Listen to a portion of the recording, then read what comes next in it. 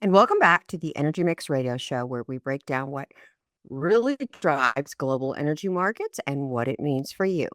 Right now, the world is watching a critical flashpoint. Tensions involving Iran have sent oil prices surging past $110 per barrel, the highest level we've seen in years. And at the center of this volatility is the Strait of Hormuz, one of the most strategic, important shipping lanes on the planet, and roughly about 20% of the world's oil supply moves through this narrow corridor every single day. And any disruption there doesn't just move markets, it shakes the foundation of global energy security, impacts inflation, and forces a reset on how companies think about supply, risk, and investment. Now, today, I'm being joined by someone who understands these dynamics from both a market and operational perspective. My guest today is Robert Price, who is the CEO of Greenland Energy, a company focused on uh, long cycle diverse oil supply, including development opportunities in Greenland's Jameson land basin. Robert, welcome to the Energy Mixx Radio Show. Well, Kym, it's a pleasure to be here on the Radio Mixx Show. Thank you. Well, let me just give our listeners a little bit about you and your background. You've been featured in some major outlets like Yahoo Finance and Fortune, speaking directly to the vulnerabilities when we talk about global oil supply markets and what comes next. But give us a little bit of background of how you became the CEO of Greenland Energy and why Greenland. And we're going to get into a little bit about Greenland and President Trump too, just a little bit before we jump into the real show today. So tell us a little bit at the beginning. Well, I just share a little bit about myself, Kym. I'm in Denver, Colorado right now. When I was in my younger years, I was a field landman. I negotiated oil and gas leases for independent and major oil and gas companies. I knew early on that I needed to get an advanced degree if I wanted to move up in a major oil and gas company. So I attended the University of Tulsa College of Law. I specialized in energy law. But instead of going to a major oil and gas company, Kym, my first job, I ran the largest oil and gas trust department in the country. It was through a trust department of First National Bank and Trust Company of Tulsa. I got to see firsthand what oil wealth did for the beneficiaries, communities, and economic development. I then started drilling wildcat wells, primarily in the mid-continent, in Oklahoma, Kansas, North Dakota, Montana, Colorado. I drilled many horizontal wells, multi-stage fracking as well. And so, Kym, I've drilled for and found millions of barrels of oil throughout my career, but never have I drilled for billions of barrels of oil. And that's what we're doing here in Greenland. Okay. That's very interesting because I really want to talk about what's happening in Iran, the Strait of Hormuz, but Greenland has also been a talking point in recent times with President Trump. So I just kind of want to ask you a little bit about that. And for Greenland, he has shown that he'd like to look at potentially acquiring or partnering is a nice word for Greenland. And he's citing strategic and energy reasons. And what you just said, I've drilled for millions, but the word billion has not really come up anywhere. So you're kind of giving me an understanding of why Greenland might be really important geopolitically. Absolutely, Kym. What we are seeing in the Strait of Hormuz right now is the fragility of our overall oil supply network. I mean, we're in around countries that are hostile. And what I believe that we need to do as far as the U.S. Industry, other European oil and gas companies as well, we need to lean in to discover new basins with conventional resources. What has ExxonMobil done in Guyana off the coast of South America?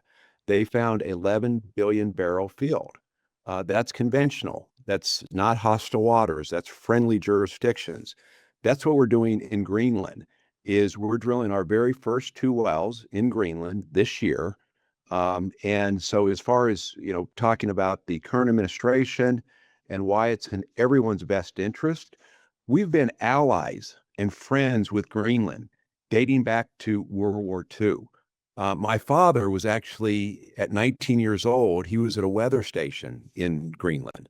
He was there for 3 years, and you can imagine the weather reports in World War II were very important. And so we've been allies ever since. Greenland is strategically important to the world.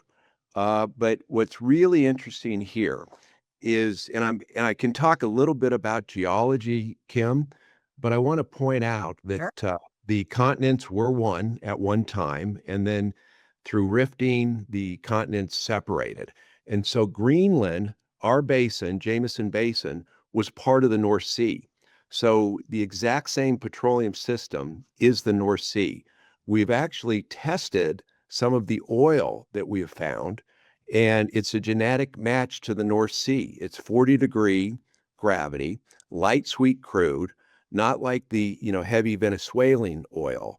So if we're successful here, and we have an independent engineering report that says we have up to 13 billion barrels of oil, and that report only looked at the seismic lines. And so it could be more than that. So if we're successful here, we can help shore up some of the short supply for Europe. If the U.S. shale industry can't help dig us out of a supply issue internationally, we can help that as well. So it's still in the U.S. national security interests, European security interests, but also oil independent interests. That's very interesting. Can you give us, before I move on into the Strait of Hormuz and what's happening in Iran, how far along, when you talk about 13 billion barrels, this is enormous. And as you mentioned, ExxonMobil being in Guyana, um, how far along is your project? Is this initial, or do you have leases Yeah. in place? I mean, how Yeah. long on your project? Yeah, so let me give you a little history. So the first answer is yes, we have licenses. We're drilling our first two wells this year. Halliburton is our both project manager, logistical manager. We will be sending 300 containers on a ship this summer that will set sail from Montreal. We have partnered with Halliburton as far as their services, Stampede drilling rig coming out of Calgary. So it's being drilled, these two wells this year. But historically, ARCO, Atlantic Richfield, they discovered Prudhoe Bay, Alaska. That's 13 billion barrels. It's the largest field in North America. ARCO, after that discovery, they had their number one prospect, and that was Jameson. Kym, they spent over $275 million in shooting seismic, the same type of vintage seismic that they shot to discover Prudhoe Bay. They built an airport on our licenses. They built a seaport, and they were getting ready to drill this well, but through macroeconomics in the 1980s going into the 1990s, oil prices collapsed. They laid off 12,000 people, and they never drilled their number one prospect. And so the little history here is I actually tried to get these licenses, but given my landman background, I thought I could get them, but I got beat out. This company from the UK, it's called 80 Mile. 80 Mile has been mining titanium in the northwestern part of Greenland for over a decade. They had a good working relationship with the regulators. They knew the processes. They got the licenses. And so, Kym, what did I do? I negotiated with 80 Mile to acquire the licenses. And so, part of our obligation here, we will drill two wells by the end of this year. The first location, we could prove up to 2.9 billion barrels of oil. The second location could prove up 1.1, an additional 1.1 billion barrels of oil. And so this is, we're a small cap company. Our company, we're merging with a NASDAQ listed company that's a SPAC. That symbol is PELI. But after we merge, which should be in the next 2 days, our new symbol will be GLND, for Greenland. That'll be our new symbol. So we'll be a small market cap company, about a $300 million market cap. And this is a type of project that should be, a major oil and gas company should be doing it. But we're small, we're nimble. We've partnered with Halliburton, of course. We've partnered with IPT, which is a petroleum engineering firm with 70 engineers. They do well site management. Partnered, as I mentioned, with Stampede Drilling. And so our little tiny market cap, Kym, by the end of this year, could resemble something more like a major oil and gas company market cap. That's the asymmetric risk reward that we're looking at here. Very good. Very good. That is very interesting. And, you're discussing just your area and that one lease, but I've got about a minute left. Can you tell our listeners why you believe, and I know this is a hypothetical, but why is Greenland so important? Obviously, there's oil resources, logistic, but is there anything else that the listeners need to understand about why Greenland is so important that is not the obvious? Yeah, well, the Arctic Circle, shipping ways are being opened up. Russia, China has a increased interest in that. And quite frankly, our European allies in the US have been behind a little bit. And so it is really important to protect both US and European interests in the Arctic Circle, and Greenland is really important for our US security interests. But this project is really about trying to give the Greenlandic people the same opportunities that Denmark, who got $65 billion from the North Sea in just royalty, not including economic development. Norway, largest sovereign fund in the world, 1.9 trillion. The genesis of that was North Sea oil. So the people that I speak with in Greenland, they want to know if they have one of the largest oil fields in the world, and they want to use those benefits and the royalties and the economic development for better healthcare, better schools, and just a better quality of life. Absolutely. As you mentioned, we've done some reporting on ExxonMobil in Guyana, and it's also been a game changer for countries that either have the ability to have this in their backyard. The amount of change and to see what's happening is amazing. Yeah. So I'm glad you said that, because you're going to set us up for the next segment. We're going to take a break real quick. When we come back, we're going to talk about why Iran is in turmoil and the Strait of Hormuz. You're listening to the Energy Mixx Radio Show. We'll be right back. And we're back. You're listening to the Energy Mixx Radio Show. My guest today is Robert Price, the CEO of Greenland Energy. Robert, before the break, thank you for telling us a little bit about what you're working on as far as part of Greenland Energy and telling us who your partners are. When you talk about Halliburton, one of the largest service companies in the world, they don't just invest. They do drill, they do frack, but to go and invest in Greenland and stuff, this is a big deal. They look at companies like yours. So, with that being said, you mentioned before the break that I asked you, why is Greenland so important? Besides the obvious that Greenland's beautiful, it's very cold, it has resources, that minerals that are very important to us.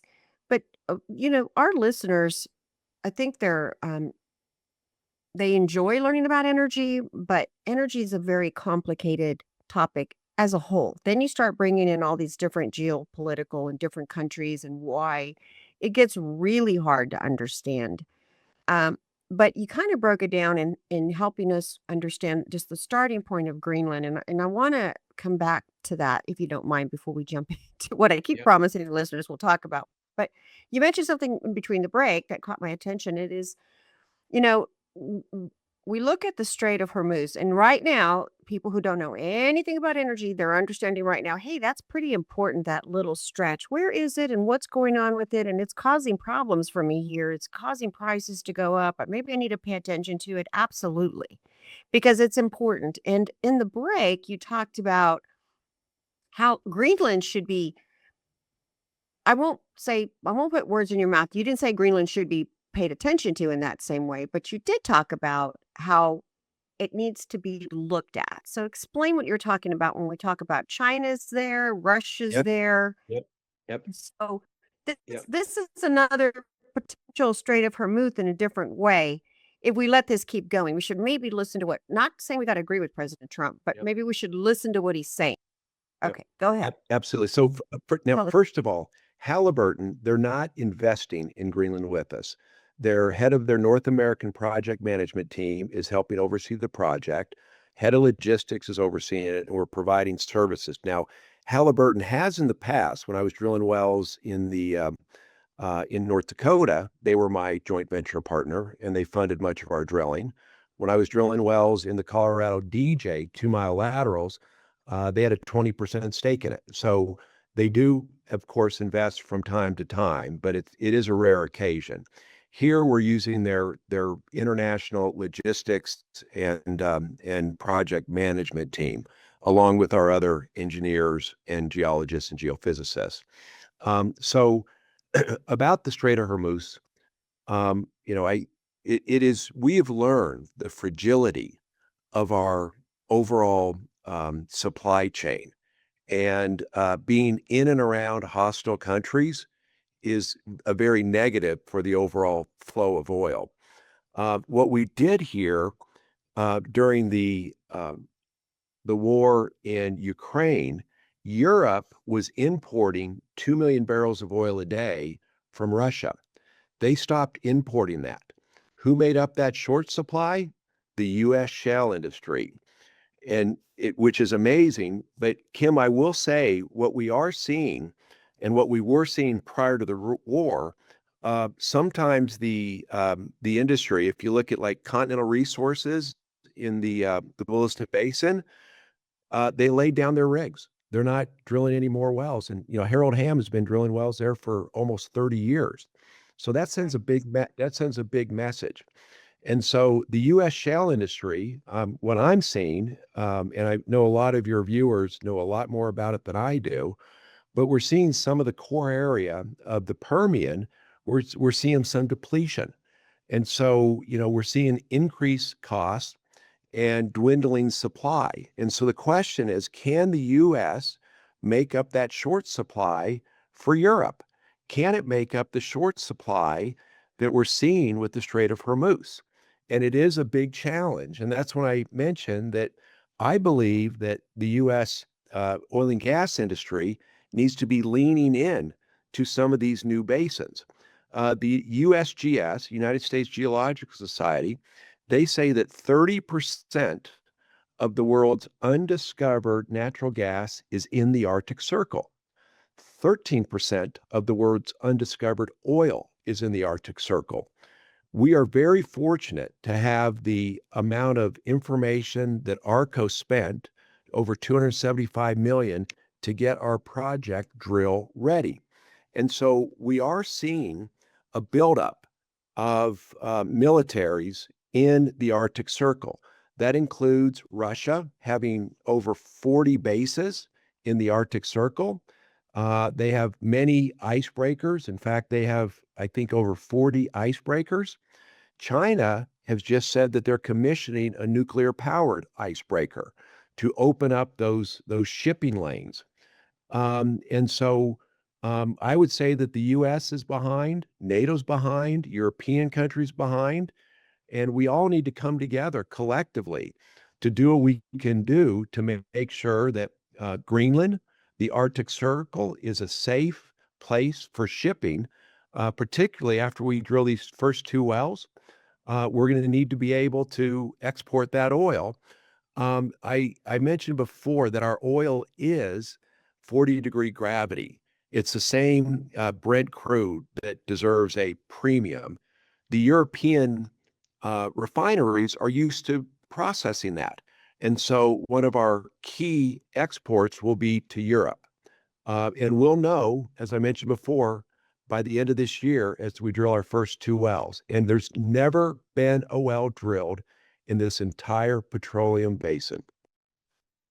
You know what's strange to me, Robert? We're going to go to break, so I'm going to close with this, and then we're going to come back and go straight into the Strait of Hormuz and talk a little bit about what's happening over there. To me, it's shocking to me that these countries who seek peace, as we all should and do, they don't really think long term about when you're out of energy, you're pretty much dead. Your population, there's no country on the planet that is energy poverty that is doing well. So energy is what moves the world. And yet these countries that are slow to move on when President Trump asked um, to get involved, NATO, they said no, it's not their problem. But yet these are the ones who depend on the energy from other countries. And where they're getting their energy from is primarily the Strait of Hormuz. So to me, it makes no sense. It almost seems crazy, stupid that, wait a minute, this is not your problem. I get that, but it actually is your problem because we only get what, 2% out of the Strait of Hormuz. It's not going to really affect the United States the way it's affecting these other countries that are very slow to get involved. And so my thought is this not happening again with Greenland? It's almost like, what are those flamingos that stick their head in the sand and just their tail is sticking out? It's do I don't wanna I'm just saying it doesn't make sense to me if you just look at it as a country. It's in your best interest to be looking at where your energy's coming from, and when you say you don't wanna get involved in it because it's not your fight, well, what the hell do you think we're doing down there? Yeah. So, let's take a quick Right. break. When we And return, I'll let you answer that, okay? Hold on. okay, excellent. Uh, let's take a quick break. You're listening to the Energy Mix Radio Show. We'll be right back. And we're back. You're listening to the Energy Mix Radio Show. My guest today is Robert Price, the CEO of Greenland Energy. Robert, Kim went on one of her rants talking about why these other countries that say they don't want to get involved with the Strait of Hormuz because it's not their problem. Well, but those are the ones who are actually where they're getting their energy from. Those ships are actually coming through the Strait of Hormuz. So it is your problem, and you should pay attention to it. And I loved when President Trump renamed the Strait of America because we have to go in there and kick some butt. I guess you'll be, or it'll change. I don't even know if that's possible, but I'm just saying that's what he did post. What are your thoughts on this? Because I know we're getting into some deep water that we haven't talked about. I really haven't talked about it on the show at all. But it just doesn't make sense that these countries don't understand where their energy comes from. Yeah, I was interviewed yesterday on News Nation. I've been on Fox Business, Fox News, other outlets, and talking about the same thing. What was of note in my interview yesterday, we talked about diesel prices and how diesel prices are going up, and a lot of consumers, they don't really they don't use diesel in their cars. So they don't have an appreciation for it. But if you look at some place like Greenland, they import all their diesel and they're very reliant onto it. If you look at, the Bahamas, same thing. If you look for other countries that are kind of landlocked, they import it. But if you just, Kim, look here in the United States, the trucking industry, semi truck trailers, ships, trains, they're all diesel driven. And so we're going to see some inflationary, pressure here. And that's not even for the US, that's for the world. And so I agree with you that it is a world issue right here to do what we can do to protect the free flow of oil from the Strait of Hormuz. But again, just like we talked about, ExxonMobil in Guyana looking for new supplies, just like us, what we're doing in Greenland, looking for new supplies. We can't be reliant on, hostile jurisdictions. We need to go to those places that are more friendly, where we can import, export, really provide positive economic development for some of these areas. I absolutely agree with you. So now, as I promised, third segment into the show, we're going to start talking about the Strait of Hormuz.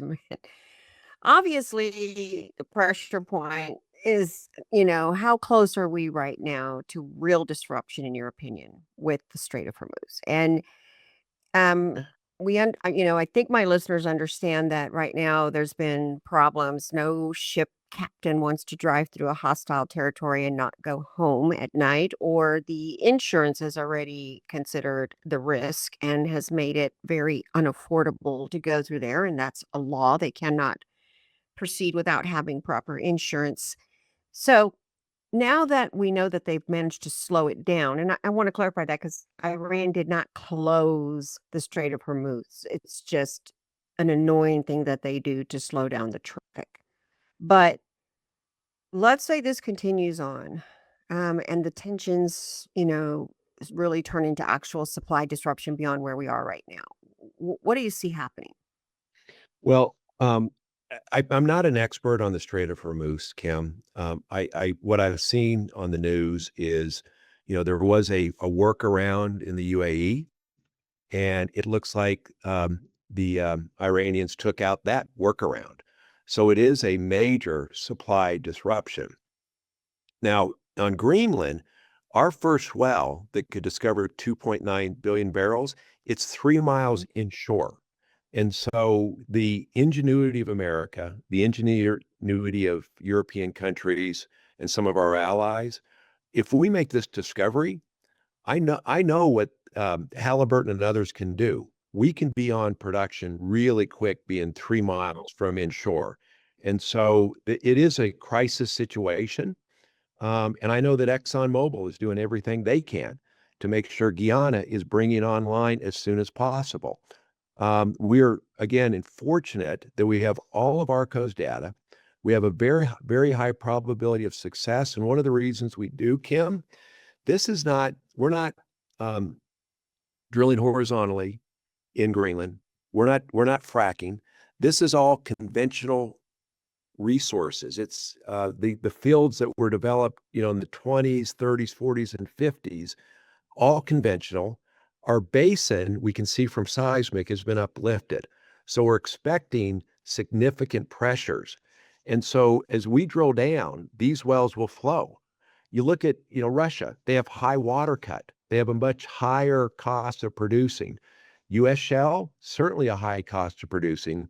We believe, depending on the quantity that we develop here, we could be one of the lowest cost producers in the world at a break even of $25 a barrel. But again, it's about ingenuity. We're in a crisis situation, and we need to move really quickly to get these wells drilled. And we are. Our ship, we hired this company. It's kind of might be interesting for some of your viewers. There's a Netflix series. I don't know exactly what it's called, but our shipping company is De Gagné. De Gagné is still partially family owned. They were founded in the late 1800s, and they've been shipping in the Arctic Circle ever since. And so they have ice class ships. We will load up all of our equipment, which is 300 containers in Montreal. We will start staging that in over the summer. All the equipment will be there in August. We'll set sail in September, and we should be turning to the right around October 1st. This is only 11,000-foot well. And Kim, as we drill down, we'll have 5 different trapping mechanisms that we can encounter along the way. It's going to be really exciting, fall and going into the winter. And then if we were drilling this well in Wyoming, it'd take us 7 days. I mean, your viewers know how quick to get down. But because this is the first well drilled in this entire petroleum basin, we're going to take our time. Halliburton is bringing some very specialized tools that we'll be able to do side cores. We'll be able to get pressure data, and we'll do that on all 5 of our zones as we're drilling down. But as you said, going back to the Strait of Hormuz, we got to move quick. We got to move quick. It's a crisis today. We have to do what we can to open that up, because some of our allies, they're hurting right now. They're hurting with higher diesel prices, higher gas prices. We're going to see inflationary. And so I would agree with you. I think it's incumbent upon our allies to do what we can to help out in the Strait of Hormuz and make sure that oil is free flowing while we're bringing on our project, while ExxonMobil's bringing on their project. I hear you say we just need to buy a little bit of time. Unfortunately, the Strait of Hormuz there is no time because of those shipping True. lanes. True. So it'll be interesting to see what President Trump's next move is when we look at the Strait of Hormuz, or has he released artwork? I just love when he does this stuff. Like he tries to blow everybody's head up in the world outside of the United States. And of course, some of these woke people are, it's called now called the Strait of America. I'm sure that woke up a lot of people and made their hair turn uh, bright red. But let's take a quick break. When we return, I want to try to talk a little bit more about the Strait of Hormuz and give some idea to where you think that this may be going in the global markets and pricing. And of course, we'll continue to visit with Greenland because it seems like Greenland might be a solution to one area that has always been a problem, and that's the Strait of Hormuz. You're listening to the Energy Mixx Radio Show. We'll be right back. And we're back. You're listening to the Energy Mixx Radio Show. My guest today is Robert Price, the CEO of Greenland Energy. Robert, you've been one of these guests. Actually, I've been on the air for about maybe 11 years, and I've never had a show like this that it switched. I thought we were going to talk about Iran and what's going on in the Strait of Hormuz and how important it is for the rest of the world to understand. And we switched, and accidentally, this show, or wouldn't say accidentally, but in some ways it did turn into a show more about the importance of Greenland and why we need to be paying attention to Greenland. And it makes a lot of sense as to why President Trump was talking about Greenland so much. He's touting, we need to be there, we need to take it over, it's strategic, but he doesn't really tell us about all the reserves that are. When we look at the world, and obviously all these countries cease to exist, quite frankly. And so energy is important and it keeps the world calm and it actually keeps us out of conflict, as far as I'm concerned, not in conflict. So the Yep. Strait of Hormuz is important because when these 20% of the global supply is being disrupted, and we only take 2% out of there, we're fine. All these other countries are going to have a lot of problems real quick. And maybe I know they understand it, but they don't want to get into any kind of conflict. But no matter which way they go, they're still in a problem. And this is something that should have been looked at a long time ago. And that's probably why Iran has been left alone for so long, because strategically, they knew how important it was, but nobody wanted to mess with them. They're going to get nuclear warheads. That's a problem for everybody on the planet. So let me back up and just ask you, if Iran were significantly restricted or threatening traffic through the Strait of Hormuz, which they are we able to reroute capacity globally? And Yeah. can the system absorb that kind of shock? I mean, like we've already seen that we've already exceeded $110 a barrel, and there's a lot here at stake. But I'm also hearing some of the people I've interviewed, we are $200 a barrel was once just unthinkable, like no way. And now, if this continues, it might actually go there. So I'm not quite I'm not quite sure I understand. Can we get around that place, and what kind of shocks will it send to the system? And what does it do for global pricing when we talk about crude? 3 questions. Sorry. Go ahead. Go ahead. So Kym, the internet went down for just a second. Could you repeat those 3 questions, please? Absolutely. So we're going to go to break, and I want to give you the full time. So I'll go back through this, and then when we return from break, I'll let you answer it. But Okay. so we spiked over $100, at 110 per barrel, right? That's what it has spiked to here recently.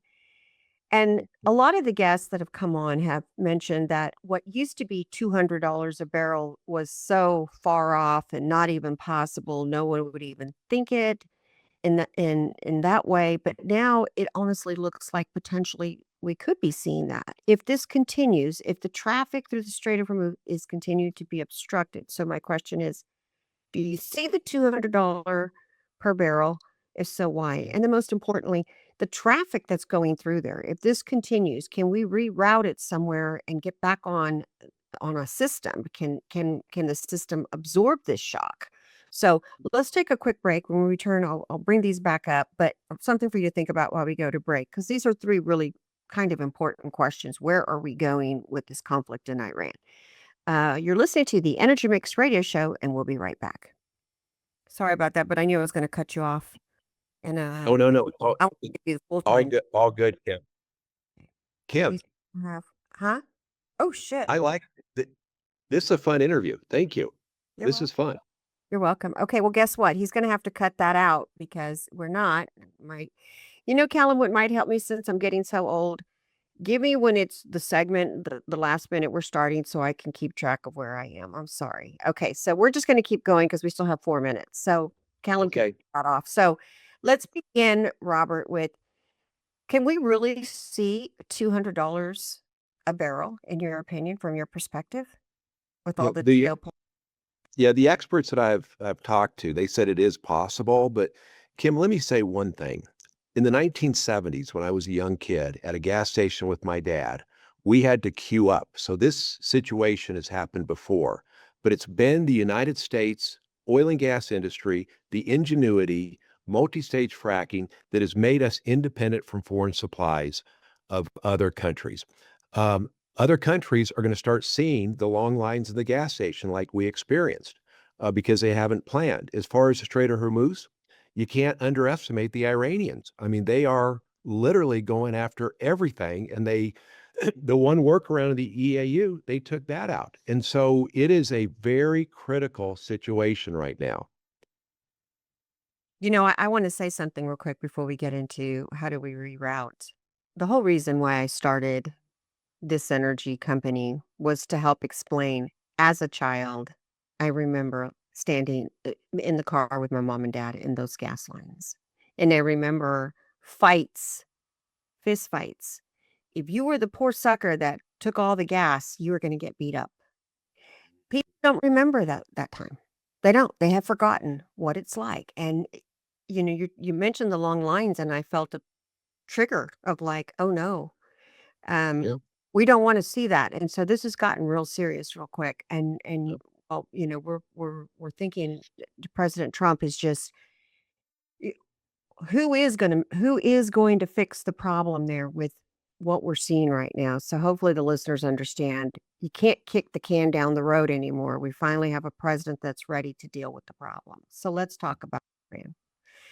Um, they are, of course, restricting, have been threatening through the Strait of Hormuz. And how realistic is it for us to potentially reroute, go through a different place, and potentially can the system absorb that shock before we start getting at the $200 a barrel, where we're going to start seeing the world get on, completely melt down, and the United States is not used to standing in lines for gas. Well, Yeah. we did see it right after Hurricane Harvey for a little bit, and people were freaked out. Well, welcome to Yeah. this is life. Please, Robert, go. Yeah. Well, I was going to say in the United States, we're going to be fine because, again, Kim, it comes down to the U.S. oil and gas ingenuity. They didn't have any government subsidies that kind of kicked off hydraulic fracking. It was ingenuity and American know-how. So we're going to be fine in the United States. It's how we can help other countries, help them with their overall fragile chain supply. And again, there's no quick fix. There's no quick rerouting, as far as I know, Kim. And that's why we're doing our little part on trying to bring on new supplies of oil that will take time, but we need to be less dependent on foreign supplies of oil. Absolutely. Some of the research that I've been um, coming up with is can we move to the economics part of this? Because my understanding is the longer this goes on, the potential for a global recession, can kick off. Tell us a little bit about what your thoughts are on that. Yeah, I mean, we're seeing core inflation. It could be a long-term effect on economies for a long time to come. And that's where your comment before about we need to go to our allies and we need to do what we can in the short term to protect the Strait of Hormuz. It's really important, whether it's the UK, whether it's France, whether it's China, whether it's other countries. This is not just affecting the nearby countries of the Strait of Hormuz. This is affecting the global community. And this is one time we stand behind the administration, President Trump, and we try to do what we can to help other economies not have to be in long lines at gas stations. We help them with not having to deal with higher inflation. This is a time that the world, the friendly countries of the world, come together and make sure we do what we can to. And we're back. You're listening to the Energy Mixx Radio Show. My guest today is Robert Price, the CEO of Greenland Energy. Robert, I have to say that I really enjoyed your interview because it's kind of triggered me to think more, less as a reporter and journalist, and more as an American citizen, and understanding how all these different countries, how the lack of supply is really going to affect them in the most negative ways, and home too. We're going to start feeling it too if this continues.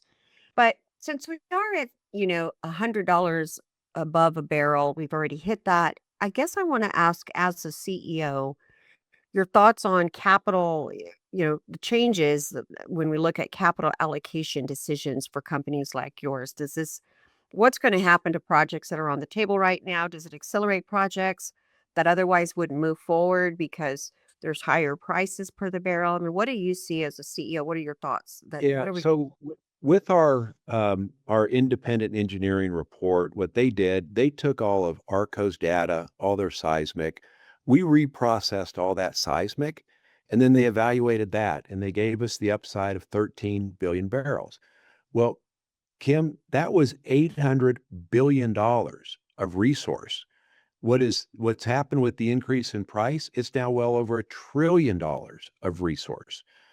So we weren't chasing trillion or trillion and a half dollars. Our project, because it's conventional, we're not doing horizontal drilling, we're not fracking. It's conventional. Our petroleum system has been uplifted. We have a lot of pressure, and so it's conventional. We think our break even is going to be about $25 a barrel, and so our as far as our capex, that's not impacted by it. It's a bonus for our shareholders, for our company, to be able to make more revenue with the higher prices. But when you ask about capex in general, about if you talk about the U.S. shale industry, some rigs have already been laid down. And what oil and gas executives have learned in the shale industry over the past 20 years is there's ups and there's downs. And so they have very conservative fiscal requirements. And so I don't see the US shale industry is going to start, having more activity unless they see sustained prices being higher. Which probably won't happen. Well, not sustained in the way of like 5 years. I mean, let's talk about your company again, Greenland Energy, and you're focusing on frontier development. But we're living in a world where choke points like the Strait of Hormuz can disrupt supplies overnight. So, how vulnerable are we politically in the way of stability on onshore basins? And I guess your thoughts on, you mentioned that Greenland is also one that we really need to keep an eye out on. Yeah. We've got Russia there and we've got China there. Wherever Russia and China are going, they're going there for a reason, folks. And President Trump has his eye on Greenland as well. Um, so Yeah, I would mention, Kym, if you look at Guyana, ExxonMobil, their 11 billion barrel discovery, it's offshore, so it is higher cost to produce.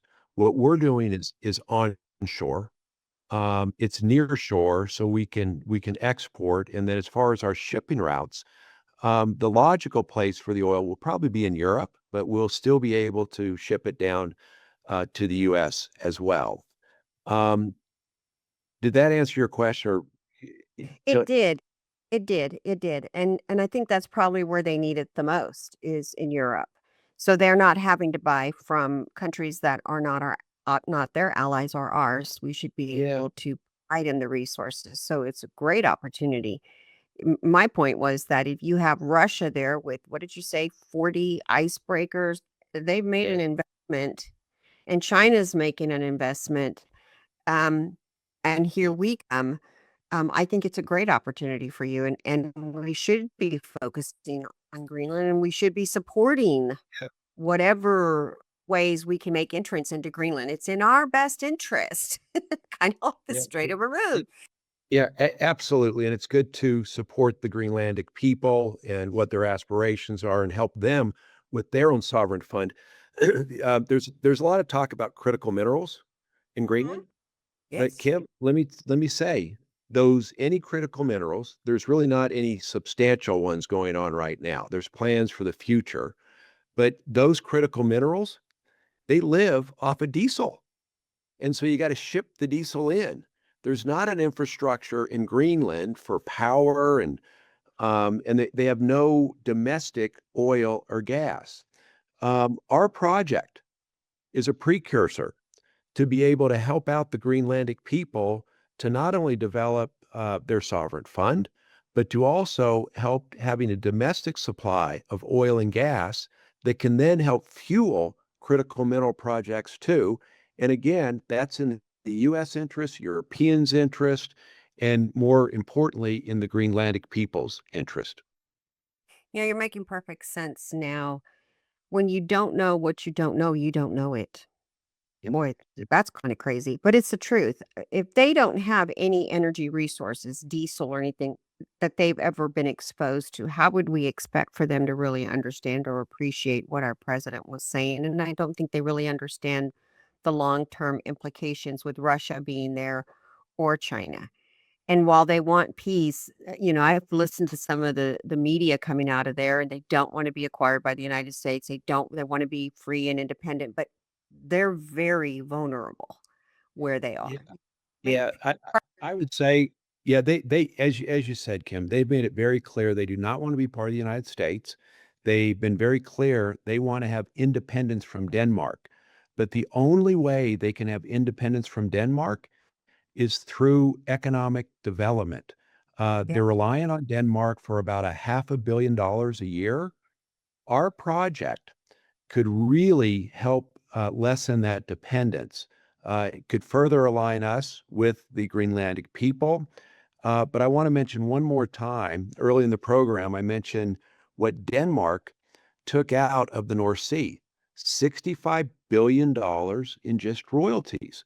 And that doesn't include the They're helping economic, Greenland with that. yeah, and it It's and that and the economic development that goes along with that. And then again, Norway, largest sovereign fund in the world, $1.9 trillion. The genesis was oil. And again, the people I talk with in Greenland, they say they want to know if they have one of the largest oil fields in the world. And they've seen what oil has done to modernize, some of these European countries. to me, it resembles to me the way I see it. This is a country that really is very naive in how they're looking at their future. You have all these reserves. Now you've got oil, thanks to you letting that out, right? Well, you're saying 13 billion. You have rare earth minerals. You have China, you have Russia, and you have the United States. Who do you want as your partner? Yeah. Because somebody potentially is looking at coming in, and it's not going to, you can have peace if you make a partnership with the right person and prosperity, as you mentioned. Prosperity, and look at Denmark. If you wish to be like them, this is exactly how they did it. And you're so fortunate to Yeah, have all. and let me say the people, the Inuits, they've been there for 4,000 years. They are a wonderful people, a wonderful culture. And I think the people that I know there, Mhm. they know that they don't want China as a partner, and they know they don't want Russia as a partner. They've made that really clear to me. And so I think they are, um, they have wisdom in both of those regards. They just need a Uh, little education on yeah, how to look at this situation. yeah. Very Robert, thank you so much. Boy, this time went flying by. But thank you for telling us a little bit about what you're working on. I do wish you much success in what you're doing. It's important. So I hope you do achieve it. I hope you do find those $13 billion barrels. And I'll love to have you back on the show in the future. I would like that. Thank you, Kim.